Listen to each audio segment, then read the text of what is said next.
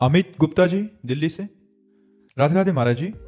महाराज जी, जिंदगी में सब कुछ हासिल है लेकिन मेरा ठहराव नहीं हो पा रहा। मैं चंचल हूँ, कभी इधर भागता हूँ कभी उधर, कभी इनकी पूजा करता हूँ ये कभी उनकी पूजा करता हूँ। एक दिन एकांतिक में उसने कहा, विश्व का हर सुख हमारे पास है, विश्व का हर सुख हमारे पास है, लेकिन मेरा मन शांत नहीं है। क्यों? उसने प्रश्न किया था, जैसे आपने प्रश्न किया ऐसे उसने कहा।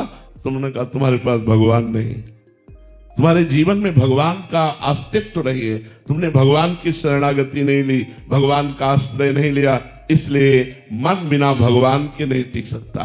मन भगवान का अंश है, इंद्रियाणाम मनश्चास्मि, और ये भोगों में कभी तृप्त नहीं हो सकता, ये भगवान में तृप्त होगा। देखो, हमको लगता है कि अगर अमुक भोग हमें मिल जाए तो मैं तृप्त हो जाऊंगा, लेकिन उसको कोई भोग रहा है और वो दूसरे को चाह रहा है और वो तीसरे को चाह रहा है। यार है क्या समस्या? इस बात को समझना चाहिए कि भोगों से कभी किसी को तृप्ति नहीं हो सकती। एक बार चक्रवर्ती सम्राट महाराज भर्तरी जी ने अपने मन को पढ़ा कि चाह क्या रहा है, तो मन में निकला एक सुंदर स्त्री का संयोग। चक्रवर्ती सम्राट थे, उन्होंने ऐलान कर दिया कि चक्रवर्ती सम्राट महाराज भर्तरी ब्याह करना चाहते हैं, लेकिन अपनी पसंद का, सुंदरियां एकत्रित हो और हम उसे चुनेंगे। तो चुना एक बहुत ही सर्वांग सुंदर, उनके मन को अच्छी लगने वाली, जिसका नाम पिंगला था, उसको चयन किया। अब वो बहुत ही महान पुरुष थे, इसलिए कोई साधारण भोगी पुरुष तो थे नहीं। तो उन्होंने कहा मैं राजकर्म से इस्तीफा देता हूं और विक्रमादित्य मेरा छोटा भाई राजकर्म को देखेगा, मैं केवल भोग भोगूंगा, क्योंकि मेरा मन कह रहा है कि इसमें सुख है, तो मैं खोज करूंगा। एक अलग महल हो, तो चक्रवर्ती सम्राट थे, सारी व्यवस्था हो गई, राज कानून को विक्रमादित्य ने अपने हाथों में संभाल लिया। बहुत बड़े, वो भी बलशाली और बुद्धिशाली थे विक्रमादित्य जी। भर्तरी जी तो अनन्य थे केवल पिंगला के, लेकिन पिंगला को अच्छा नहीं लगता, वो सुंदरी थी, उसका मन था और कुछ। तो एक दिन वो महल की खिड़की से झांक रही थी, तो एक सर्वांग पुष्ट अश्वपाल जो घोड़ों की रक्षा करवाता था, वो सबका प्रधान था, उसको देखा, उसको जमा। भर्तरी जैसे चक्रवर्ती सम्राट से मन हटकर घोड़ों की रक्षा करने वाले में मन उसका लगा।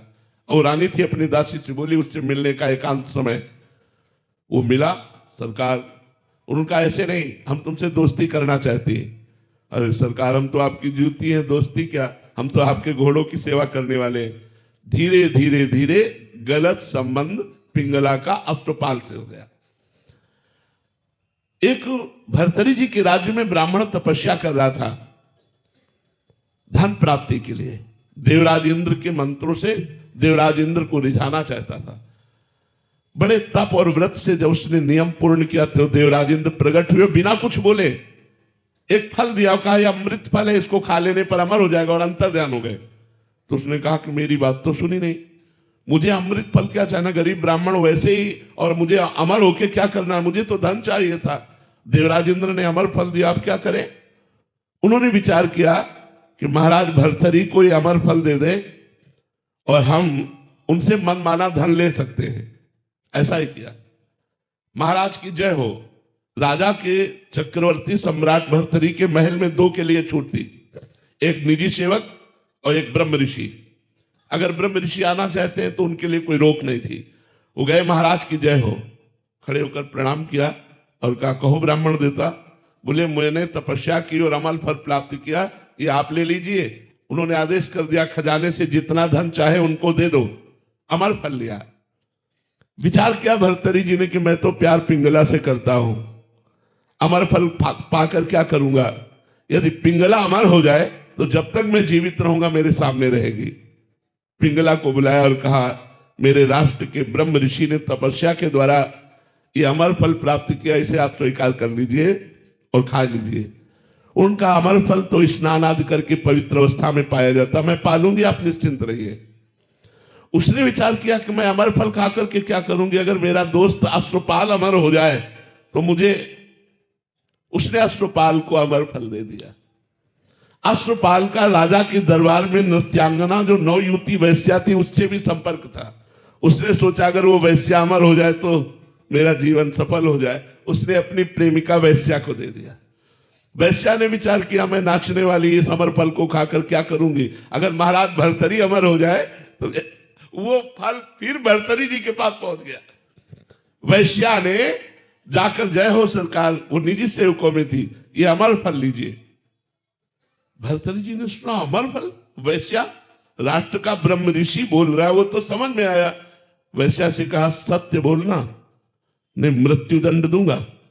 यह अमर फल तुझे कहां से प्राप्त हुआ? बोले महाराज अश्वपाल से। चलो एकांत हो, जब मैं बुलाऊं तब आना। भर्तरी जी ने कहा मैं कल दरबार में पेश हो रहा हूं। दरबार में पेश हुए, अश्वपाल को बुलाया, अगर सत्य बोलेगा तो तुझे माफ कर दूंगा, बोल तुझे यह अमर फल कहां से मिला? तो उनका महारानी पिंगला ने दिया। पिंगला से कहा कि मुझ चक्रवर्ती सम्राट से तुझे तृप्ति नहीं, अय अश्वपाल तुझे पिंगला से तृप्ति नहीं, तू वैश्या से। धिक्कार है इस काम को और इस मन को। और अपना सम्राट पद वहीं इस्तीफा दिया और घोर वैरागी बनकर के भजन किया और भर्तरी शतक की रचना की, जो बड़े बड़े वैरागी जन पढ़ करके वैराग्य धारण करते। तो ये मन हमारा सोना चांदी रुपया पैसा घर मकान स्त्री पुरुष इनसे तृप्त होने वाला नहीं। जब तक भगवान नहीं मिलेंगे तब तक हमें शांति नहीं मिलेगी, तब तक हमारा मन तृप्त नहीं होगा, तब तक हमारी इच्छाएं हमको रौंदती रहेंगी, कभी ये इच्छा कभी ये इच्छा कभी ये इच्छा। आप जब अपने से बड़े को देखेंगे तो आपके हृदय में जलन हो जाएगी, लगेगा मुझे ऐसा होना चाहिए। जब आप वैसा हो जाएंगे तो आपको और बड़ा दिखाई देगा, माया आपके सामने पेश करती जाएगी। तृप्ति कभी नहीं होगी, तृप्ति होगी भगवान की प्राप्ति से। तब लगी कुशल न जीव कहूं, सपने हूं मन विश्राम, जब लगी भजत न राम कहूं, शोक धाम तज काम। जब तक भगवान का भजन नहीं होगा तब तक तृप्ति नहीं हो सकती।